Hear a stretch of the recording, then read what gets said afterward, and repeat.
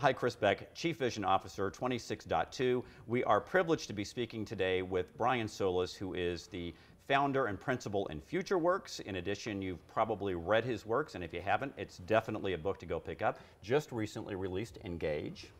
Also, incredible speaker and consultant, and actually works with 26.2 on our digital labs and those initiatives when we're trying to connect the dots between all of the different media as well as generate ROI for our clients. So thanks for the time today. Yeah, well, thank you. Thanks for all of this. We are. He's talking about the tea oil that's been put on his face here prior to the start. That he's like, you're feeling younger. I'm feeling younger. I'm glowing. Glowing. It's wonderful. Young, glowing, vibrant.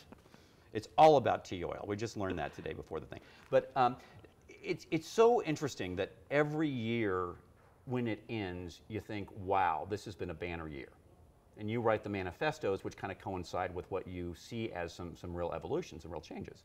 And 2010 has been an amazing year with a lot of things going on. You know, we just did a survey about first preference users and understand media consumption. And one of the questions that we asked was, how did you learn about Michael Jackson's death?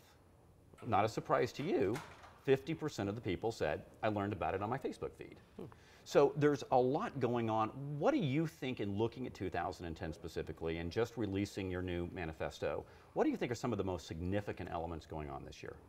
Well, what we're seeing right now is a metamorphosis in not just media production consumption, but it's actually behavioral as well. There's a sociological element to all of this, where it is changing how individuals are finding and discovering information. It's also changing how individuals are finding and connecting with one another. What used to be connections based on friends, family, peers, is now based contextually. People are connecting with one another based on interests, topics, themes, and so things like Michael Jackson would bring a community together because of interest, because of commonalities. And so we're just now starting to figure this out.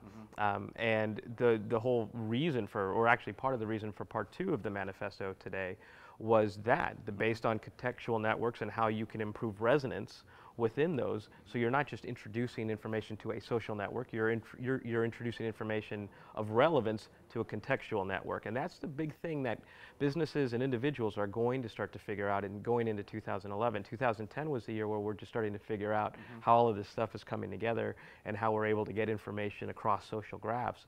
But that's just the beginning of all of this.